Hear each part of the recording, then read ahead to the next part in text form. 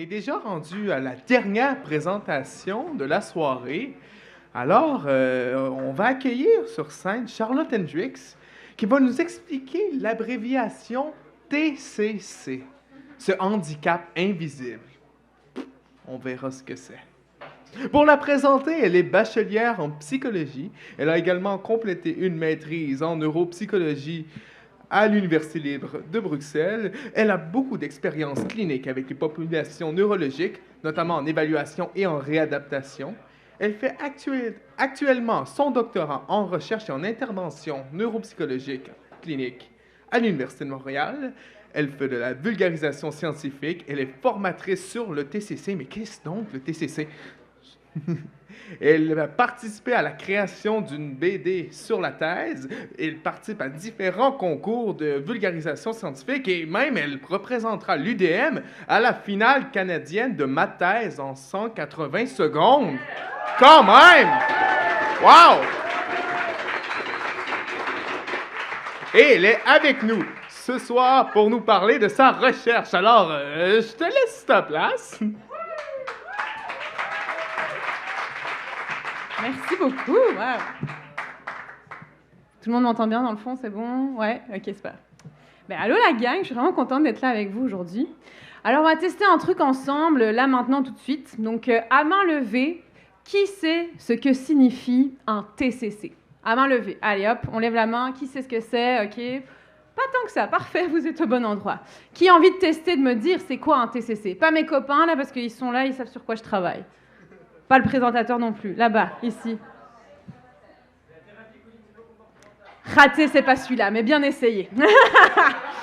ça tombe bien. Donc, un TCC, c'est quoi? C'est un traumatisme crânio-cérébral. Donc, en gros, c'est un énorme choc à la tête qui peut survenir après un accident de voiture ou une chute, comme après une chute à ski, par exemple. C'est aussi ce qu'on appelle une lésion cérébrale acquise. Cérébrale parce que ça arrive à votre cerveau, acquise parce que ça arrive après un accident et non pas que c'est pas présent depuis le début, que vous existez depuis le début de votre vie. Okay? Souvent, quand je parle de TCC, quand on sait ce que c'est, traumatisme crânio-cérébral, on pense à commotion, hockey sur glace, sport de contact, plus particulièrement à Evans, qui n'est pas sur cette photo, qui s'en est pris quelques-unes si vous suivez un petit peu le hockey. Mais ce n'est pas que ça, parce que oui, une commotion cérébrale, c'est un TCC léger, mais il y en a d'autres. Ce qu'il faut savoir, c'est qu'il y a 69 millions de personnes chaque année dans le monde qui subissent un TCC, donc un traumatisme crânien. Il y a des TCC légers, mais moi je m'intéresse aux TCC modérés graves, c'est-à-dire ceux après lesquels vous avez une perte de conscience, vous tombez dans le coma et vous avez des grosses séquelles. Donc il faut savoir que parmi ce gros 69 millions, qu'on ne sait pas trop combien de personnes ça représente, il y a 20% de personnes qui vont subir un TCC modéré grave, et ce fameux 20%, ça représente plus ou moins 2 fois la population du Québec. Donc autant vous dire que ça vaut la peine de s'y intéresser. Okay ? Alors, on fait un autre petit test à main levée. Après un TCC modéré grave, selon vous, combien de temps on conserve des séquelles de cet accident? On va tester. Qui dit 1 à 2 ans? Parfait. Qui dit 3 à 5 ans? Ah, ok, là déjà je vois quelques doigts qui se lèvent.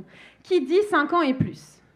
Yes, good job gang. Donc en effet, après un TCC, on va subir plein de séquelles dans différents domaines. Puis pour la plupart, quand c'est des sévérités importantes, ces séquelles vont être chroniques, c'est-à-dire qu'elles vont être présentes toute la vie. Donc un TCC, c'est pas juste un accident à un moment T quand vous vous crachez en voiture, c'est une condition chronique qui va accompagner la personne qui change du tout au long de sa vie. D'ailleurs, c'est une des campagnes qui a été utilisée par Connexion TCC, qui est un organisme en fait qui représente et qui défend cette population-là. C'est-à-dire qu'un TCC, comme vous voyez en bas, c'est 3 lettres qui changent une vie. Après un TCC, donc, on peut avoir des séquelles dans plein de domaines. On a parlé de la mémoire tantôt, donc dans tous les domaines de la mémoire, procédurale, épisodique, sémantique. On peut avoir des difficultés en motricité, on en a beaucoup parlé aussi aujourd'hui. En langage, notamment après un AVC aussi, on a des séquelles similaires. Et finalement, dans les comportements et les émotions. Okay ? Donc, c'est bien d'avoir des séquelles. Souvent, on les voit. Mais ce qui est encore plus difficile, c'est quand on ne les voit pas. Et c'est ça qu'on appelle un handicap invisible. Donc, avant de vous expliquer le concept, je vais vous montrer une toute petite vidéo qui dure 1 minute et qui va illustrer ce propos-là. Si ça marche. Normalement, si tu cliques avec ta souris, ça devrait apparaître. Tadam! Ah oui, je crame!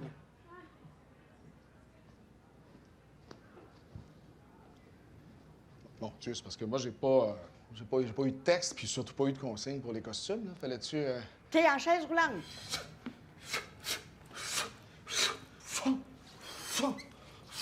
Tu t'es foulé à la cheville.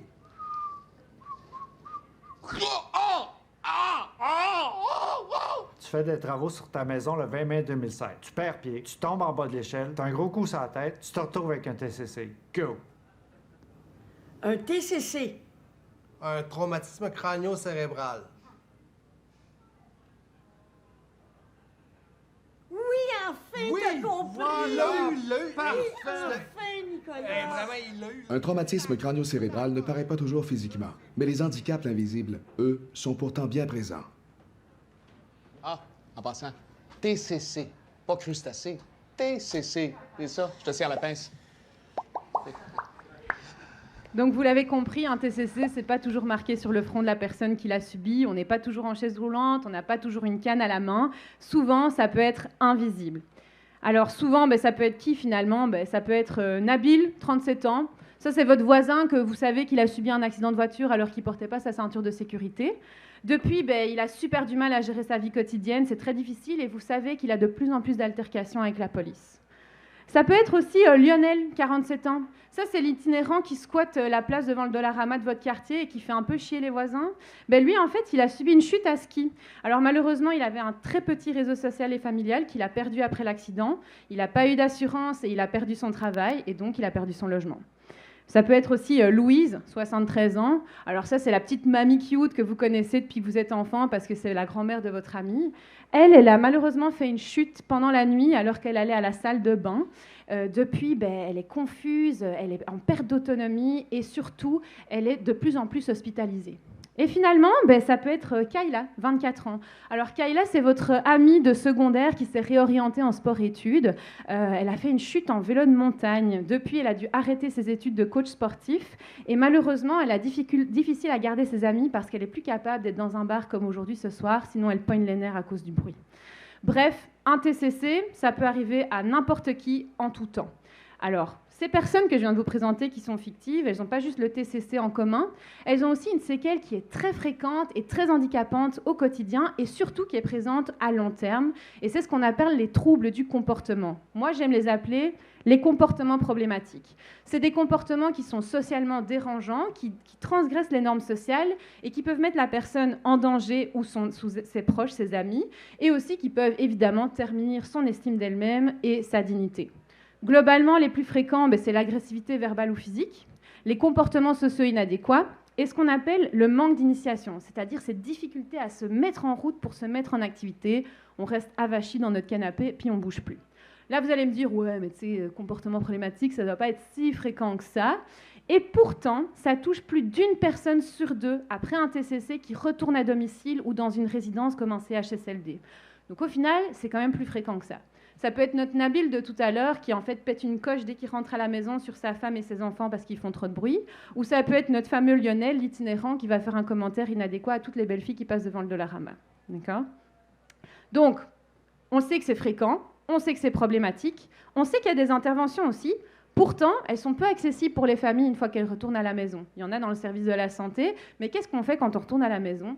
C'est la famille qui se retrouve avec ce problème chez eux. Et donc, c'est ce à quoi moi je m'intéresse.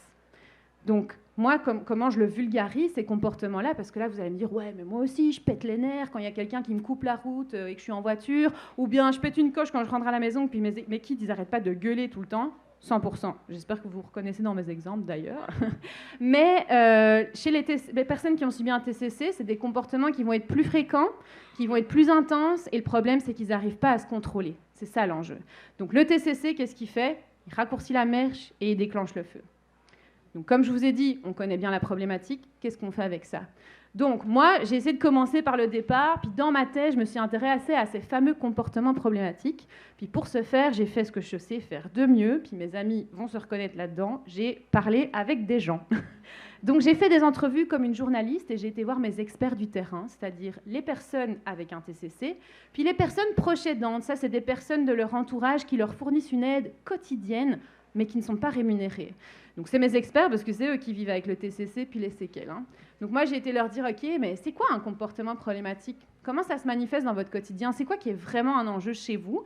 Et surtout, comment vous faites pour les gérer? C'est quoi vos trucs et astuces, vos stratégies? Donc j'ai fait des entrevues avec eux, puis pour trouver mes réponses à mes solutions, j'ai utilisé ce qu'on appelle l'analyse qualitative.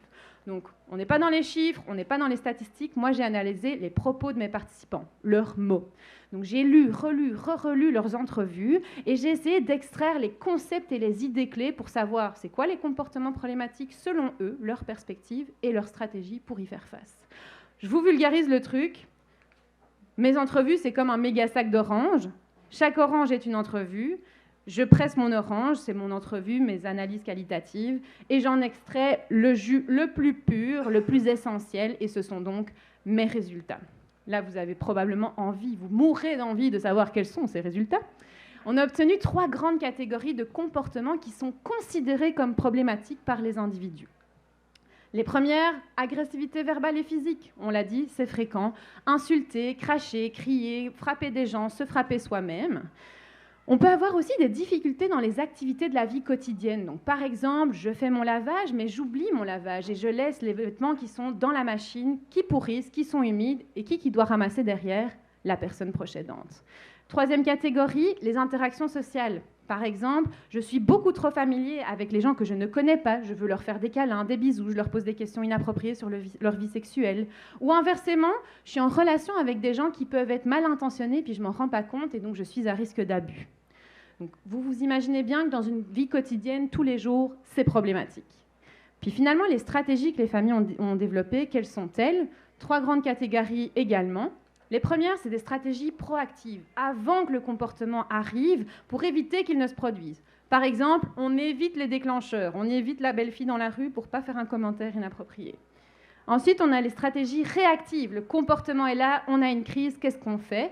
Si c'est de l'agressivité, par exemple, on peut se retirer de la pièce pour éviter d'être nous-mêmes un déclencheur et laisser la personne redescendre.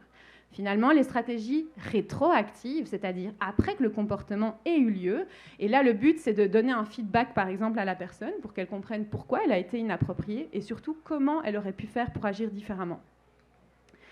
Nous, ce qu'on a vu avec ces résultats, ce que j'ai vu avec mes résultats, c'est que c'est vraiment un travail de famille, mais ils ne sont pas toujours en train de collaborer. Les personnes procédantes prennent ça sur leurs épaules quotidiennement. C'est un énorme fardeau. Ils ont fait des essais et d'erreurs pour développer ces stratégies-là. Mais on s'est quand même rendu compte qu'il y a des personnes avec un TCC, malgré leurs séquelles, qui sont quand même capables de s'autoréguler puis apprendre des stratégies. On espère en fait que ces données-là, elles vont nous permettre de faire évoluer les interventions qui existent, qu'elles répondent mieux aux besoins des familles et surtout que ces informations-là, finalement, elles se retrouvent dans les mains des futures familles qui vont vivre les mêmes problématiques pour leur faire un peu griller certaines étapes et espérer qu'ils aient plus rapidement une bonne stratégie efficace au lieu d'essayer tout le temps l'essai et l'erreur. Donc au final, avec ma présentation d'aujourd'hui, j'espère que je vous ai un petit peu sensibilisé au fil invisible de nos vies qu'on peut chacun avoir derrière notre dos. Et surtout, je vous ai donné quelques gouttes de connaissances, c'est un petit peu le but aujourd'hui, mais aussi de la bienveillance et de la compassion envers les personnes qui vous entourent. Et je l'espère, peut-être des nouvelles lunettes pour pouvoir voir l'invisible, qui sait. Donc au final, je vous remercie pour votre écoute et surtout, je n'ai pas mon verre en main, mais j'aimerais bien que vous leviez votre verre à la santé de mes participants, que moi je considère vraiment comme des héros de résilience, puis peut-être à toutes les personnes qui se sont reconnues aujourd'hui dans ma présentation. Merci à ceux qui ont levé leur verre. Et en attendant, je vous souhaite santé. Merci de votre écoute, puis j'attends vos questions avec impatience.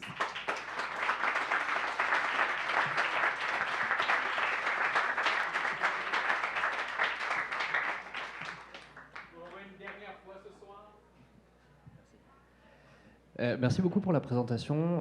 Est-ce que la stratégie thérapeutique que tu mentionnais plus tôt, ça peut s'apparenter à une thérapie cognitivo-comportementale? En soi, est-ce qu'on peut traiter un TTC avec une TCC, un TCC avec Oui. Dans les interventions sur les troubles du comportement, précisément, il y a différents types d'approches. Il y a comme 3 grandes approches. Puis, en effet, la thérapie cognitivo-comportementale en fait partie. Tu avais raison, TCC, c'est aussi thérapie, mais c'était un TCC, pas une TCC. C'était ça le piège. Ceci dit, ça va dépendre aussi du niveau de séquelles de la personne qui a subi le TCC, parce que la thérapie cognitivo-comportementale, pour ceux qui ne connaissent pas, c'est quand même... Le but est d'identifier les pensées qui sont, on va dire, dysfonctionnelles, si on le vulgarise gros, puis de travailler sur ces pensées-là, de travailler sur ces schémas cognitifs. Donc ça demande quand même une capacité de prise de conscience de ses propres émotions et pensées, ce qui n'est pas à la portée de tout le monde après un TCC, surtout dans les TCC graves. Une des séquelles qui est fréquente aussi, dont je n'ai pas parlé, c'est ce qu'on appelle l'anosognosie, donc c'est-à-dire le trouble de la conscience de ses propres difficultés. Donc ils ne se rendent pas compte de leur comportement ou des autres séquelles. Donc avec des patients qui ont ce genre de trouble, TCC, ça va être compliqué, mais ça fait partie des options. Merci. Puis le problème avec ces approches-là, c'est que ça doit être fait par un thérapeute. Et quand ça fait 10, parce que moi je ne vous ai pas dit, mais mes participants, ils sont en moyenne post-20 ans TCC. Donc on n'est pas dans 1 an, 2 ans, 6 mois, on est dans 20 ans post. Donc ils sont à la maison, en CHSLD, en résidence privée. Puis là, il n'y a plus de professionnels de la santé rendus là. On a des psychoéducateurs, des EduxP, mais on n'a pas des psychologues, par exemple, pour donner des thérapies cognitivo-comportementales. Puis c'est ça l'enjeu.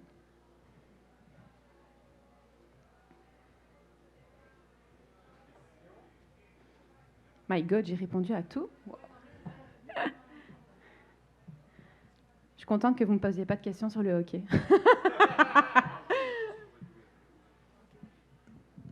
Moi, j'ai juste une petite question, du coup. C'est que dans les symptômes de tous ces trucs invisibles-là, ça a l'air plutôt frontal à chaque fois.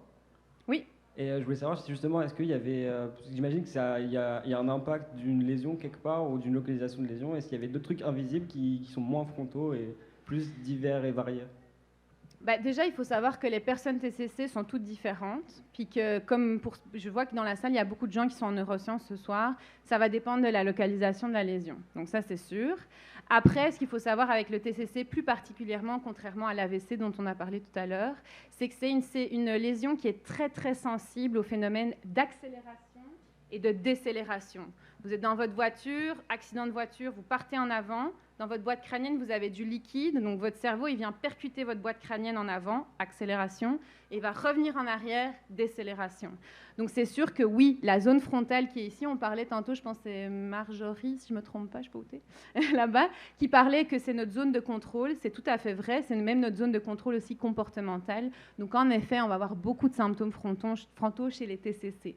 Mais pas que. On va aussi avoir des séquelles visuelles, occipitales. Puis on va aussi avoir des troubles moteurs aussi si on a le cervelet qui est engagé.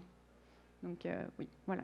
Okay. Puis on va aussi avoir beaucoup de troubles attentionnels. On parle de l'héminégligence après un TCC. Pour ceux qui ne connaissent pas, c'est le fait de perdre, entre guillemets, la vision d'un côté latéral de votre champ visuel. Mais ce ne sont pas des lésions visuelles, ce sont des lésions attentionnelles. Et ça, on va le retrouver aussi dans les symptômes frontaux.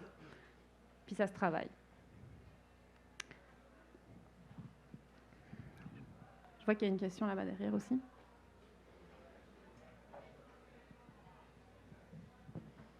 Oui, dans le fond, comme vous dites que la plupart des personnes que vous avez vues avec TCC, ça faisait 20 ans.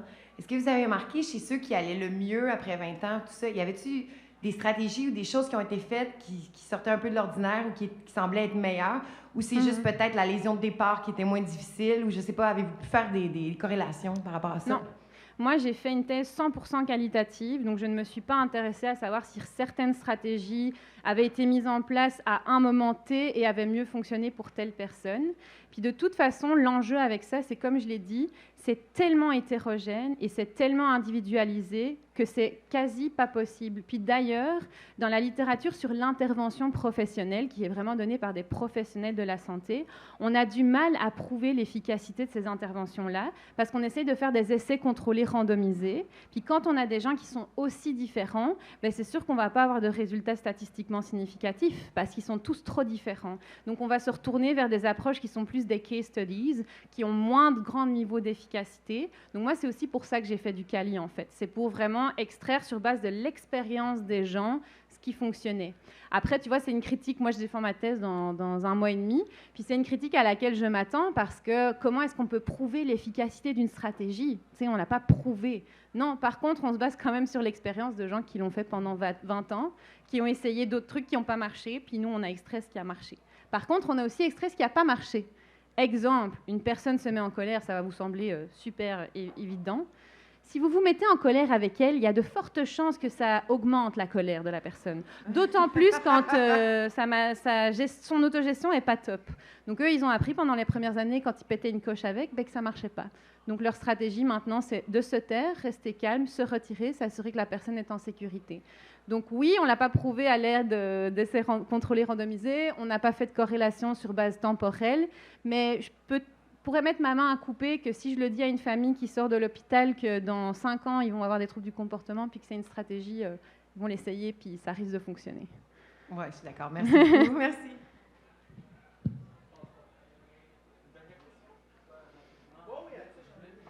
Où est-ce que c'était la finale de Ah, ma thèse oui. en 180 Pour secondes? ma thèse en 180 secondes, la finale se passe à l'Université d'Ottawa pendant le congrès de l'ACFAS. Puis elle va être diffusée en ligne, en direct, sur leur page Facebook. Donc vous pourrez tous y assister en virtuel. C'est à 19h le 15 mai. Puis il y aura un vote du public. Vous pourrez voter pour le candidat ou la candidate que vous préférez. Donc c'est un rendez-vous pour tout le monde si vous avez aimé le sujet. Merci.